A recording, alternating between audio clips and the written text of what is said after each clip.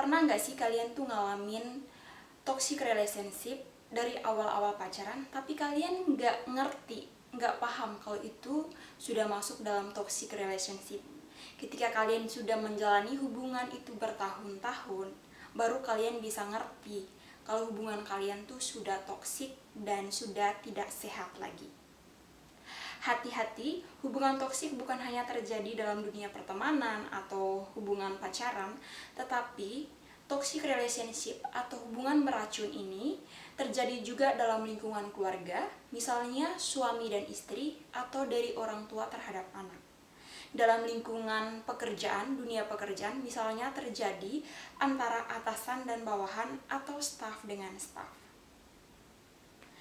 Selanjutnya, untuk mengetahui bagaimana nih kita mengenali ciri-ciri toxic relationship itu bagaimana.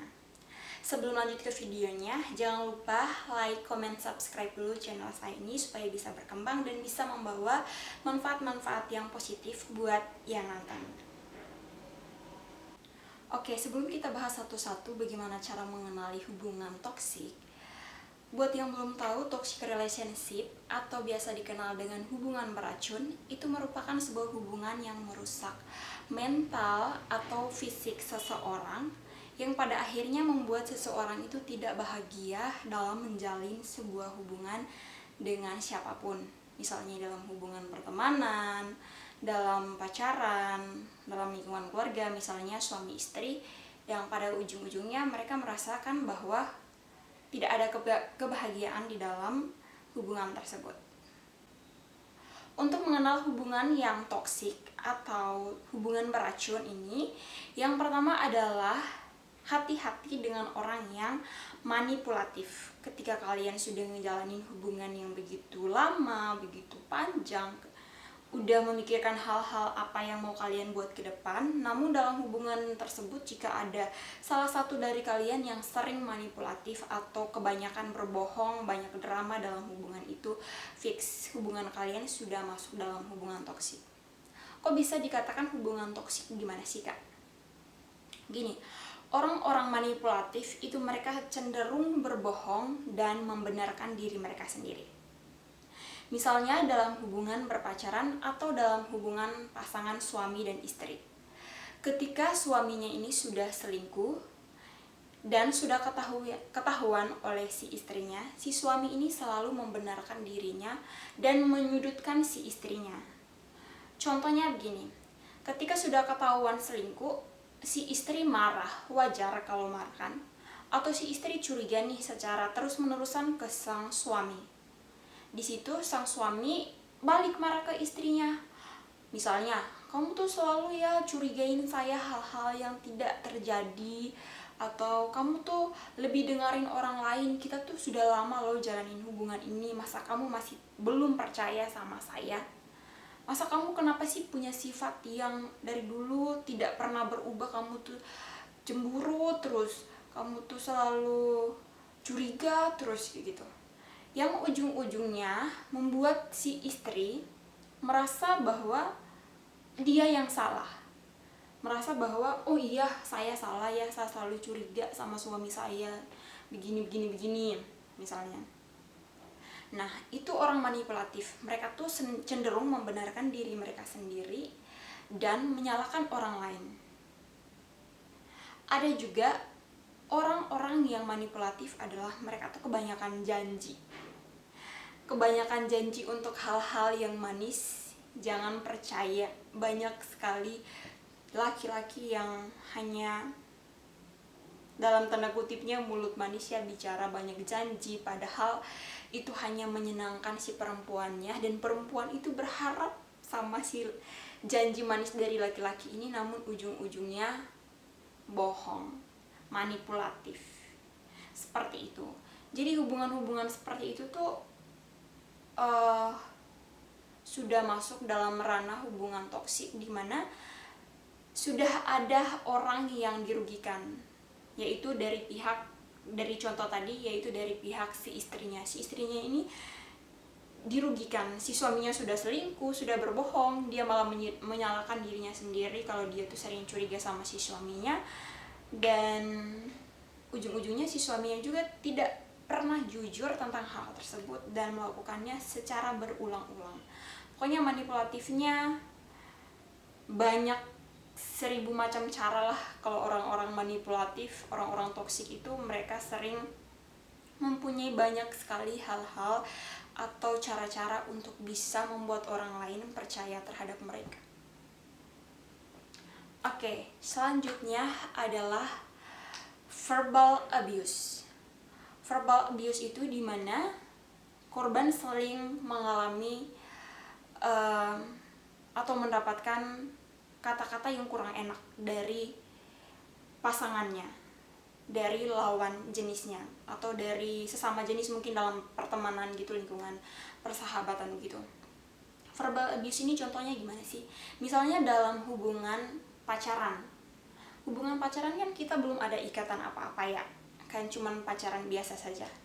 Tapi di situ tuh ketika misalnya nih si cowok sudah ngancam si ceweknya, kamu itu kalau kamu putus sama saya, kalau kamu tidak bisa lanjutin hubungan ini lagi, saya bunuh kamu gitu, saya bunuh kamu, atau jangan harap hidupnya kamu akan baik-baik saja ke depannya gitu.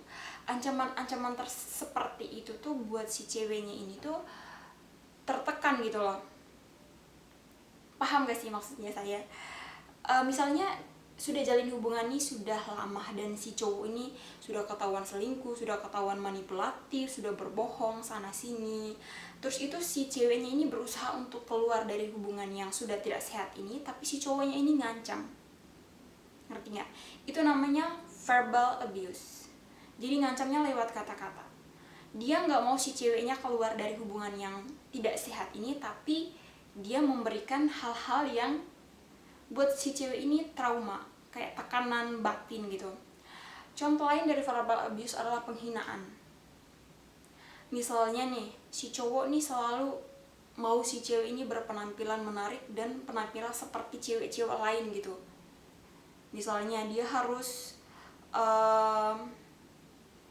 gimana ya, badannya harus bagus, kamu harus putih, kamu harus gemuk deh, kalau kamu gemuk pasti kamu cantik gitu-gitu. Nah, hal-hal seperti itu tuh dengan tidak sadar membuat si ceweknya ini merasa insecure, merasa tidak percaya diri, dan itu ujung-ujungnya buat si cewek juga tekanan batin. Dia juga dampaknya bisa ke lingkungan sosialnya. Kadang buat si cewek itu tidak merasa percaya diri ketika dia mau keluar kemana-mana, mau ketemu teman-temannya atau di lingkungan kerjanya. Dia merasa bahwa pacarnya saya saja sudah melihat saya seperti ini loh, kayak buruk, kayak ya udahlah biasa-biasa saja gitu. Apalagi orang-orang lain, pasti pemikiran si cewek itu tentang hal-hal yang sudah tidak baik tentang dirinya. Itu hati-hati sama hubungan yang sudah berbaur verbal abuse begitu. Jadi selalu mengeluarkan kata-kata yang menyakiti pasangan gitu. Terus itu selanjutnya adalah selalu mengontrol secara berlebihan. Ketika kita masuk dalam suatu hubungan, misalnya nih, contoh lagi saya ambil dalam hubungan suami istri lah. Kan sudah berjalan lama nih, udah dari pernikahan, sudah masuk, bahkan kadang tuh sudah punya anak. Tapi ketika si cewek ini mau keluar kemana-mana, mau ketemu sama teman-temannya, atau ya zaman sekarang kayak biasa banget ya, kayak kalau kumpulan ibu-ibu muda gitu, ibu-ibu gaul begitu kan. Tapi si cowok ini selalu kayak, kamu kemana, foto dong, kamu sama siapa-siapa saja di situ, kasih tahu, kamu jangan dekat-dekat ini, jangan dekat-dekat itu ya, pokoknya kalau nggak usah keluar deh, di rumah aja, urus anak aja, kayak gitu. Nah, itu kayak si cowok ini tidak kasih kebebasan terhadap si istri, dan dia tidak punya kepercayaan terhadap istri. Buat apa kalau kita ngejalin sebuah hubungan kalau suami istri pun tidak ada saling percaya lagi gitu loh. Kita terlalu mengontrolnya secara berlebihan. Sedangkan si suami ini boleh kesana kemari bebas. Zaman sekarang lah ya, kayak suami-suami itu kayak, bukan suami-suami, anak muda juga sering kayak gitu ya. Kalau pacaran kayak ya udah mabuk-mabukan, rokok, pergi ke tempat-tempat yang nggak baik. Kalau di sini kan, di kota kan biasanya ke klub-klub gitu. Itu dalam tanda kutip menurut si cowoknya itu ya udah biasa-biasa saja, itu dunia laki-laki gitu. Itu kalian rasa gimana? Kayak tidak seimbang. Kayak kita cewek tuh sering ditekan, dikontrol secara berlebihan, tapi ketika kita mengontrol balik pasangan kita, mereka tidak mau. Itu tuh menurut saya hubungan yang kayak tidak sejalan, kayak berat sebelah. Mendingan tidak usah bersuami istri, tidak usah berpasangan. Kalau kalian sudah tidak mau komitmen dengan hal-hal dalam sebuah hubungan, mendingan tidak usah, daripada ujung-ujungnya buat sesuatu yang merugikan pihak lain gitu loh, merugikan pihak istrinya tertekan. Hal-hal seperti itu kadang sampai, kalau suami istri itu sampai cerai tau, dengan hal-hal sepele seperti itu. Oke, selanjutnya adalah physical abuse atau kekerasan fisik. Ini biasa dalam hubungan rumah tangga, biasa juga dalam hubungan pacaran, itu sering sekali. Kayak cewek ini sudah cinta sekali sama si pacarnya, atau istri ini sudah cinta sekali sama suaminya, sudah pacaran lama. Tiba-tiba semakin kesini si cowok itu cepat rasa bosan tau. Cowok itu punya rasa bosan yang lebih tinggi dibandingkan cewek. Jadi mereka tuh kalau sudah bosan sama pasangannya, jahatnya lagi mereka nggak mau lepas si ceweknya ini, tapi mereka bisa di luaran sana itu friendly, berteman, bergaul dengan cewek-cewek lain. Dan ketika kalau si pihak ceweknya sudah mengetahui cowoknya kayak gini-gini, terus kadang dia curiga berlebihan, kadang dia marah. Cewek itu ya kalau sering sudah banyak sakit hati yang diberikan oleh si cowoknya ini, pacarnya atau suaminya, pokoknya laki-laki lah, sudah banyak menyakiti si cewek, percayalah cewek itu akan hilang kepercayaan, akan terus curiga dengan kalian, akan terus marah-marah dengan kalian, akan terus kayak cerewet, kayak pokoknya tidak tenang lah. Dan di situ buat si cewek ini, oke, hati-hati dengan pasangan yang sudah terbiasa main tangan. Walaupun itu baru satu kali, percaya dia pasti kedepannya dia akan terus-menerus seperti itu. Itu sudah masuk dalam hubungan relationship yang toksik, atau hubungan yang beracun, yang hubungannya sudah tidak sehat lagi, yang dimana bisa membuat pihak lain tuh merasa tertekan, merasa trauma, merasa gimana ya, tekanan batin lah pokoknya seperti itu. Terakhir adalah mental abuse. Mental abuse ini dimana si korban sudah merasakan kekerasan mental yang bukan menyakiti psikisnya lagi, tapi menyakiti fisiknya. Mental abuse ini kadang juga bisa membuat orang tuh merasa trauma yang berkepanjangan, yang ujung-ujungnya memutuskan untuk tidak bersuami bertahun-tahun. Itu tuh biasanya tuh terjadi pada ibu-ibu yang sudah punya anak gitu ya. Misalnya mereka menikah terus itu dikaruniai anak, tiba-tiba tuh terjadi hubungan toksik. Misalnya si suaminya ini manipulatif, si suaminya ini sering melakukan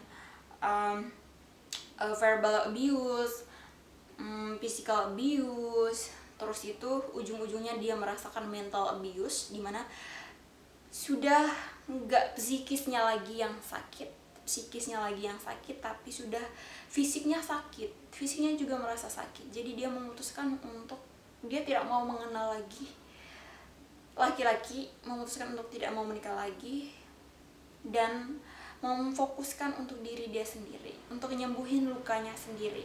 Itu yang dibilang mental abuse, dimana sudah mengalami sakit psikis, terus itu sakit fisik. Jadi buat orang tuh trauma dengan masa lalu yang menjadi pengalaman pahit dalam hidup mereka, yang membuat mereka tuh tidak mau atau tidak ingin membangun sebuah hubungan yang bisa membawa mereka terulang kembali pada hal-hal yang sudah terjadi pada mereka sebelum-sebelumnya.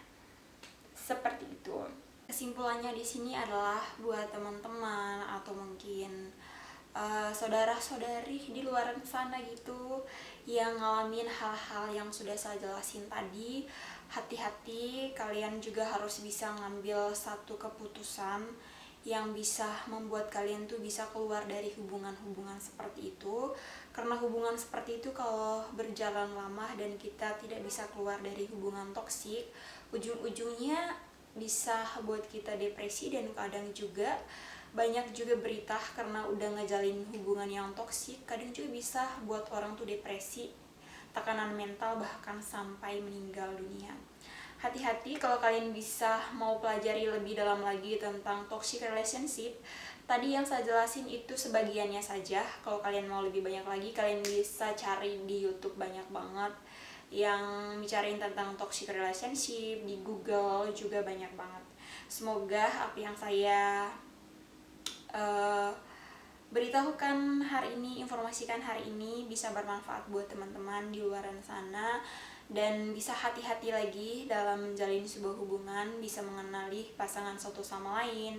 Dan paling penting di sini untuk menghindari hal-hal tersebut adalah komunikasi. Komunikasi itu penting, rasa saling hargai, saling melengkapi, saling menerima kekurangan pasangan, terus itu bisa melengkapi satu sama lain. Gitu saja sih dari saya. Semoga hari-harinya teman-teman menyenangkan. Jangan lupa terus support channel saya ini dengan cara subscribe, like, dan komen. Terus itu share ke teman-teman kalian juga, mungkin teman-teman kalian butuh informasi-informasi yang bisa bermanfaat. Terima kasih, bye.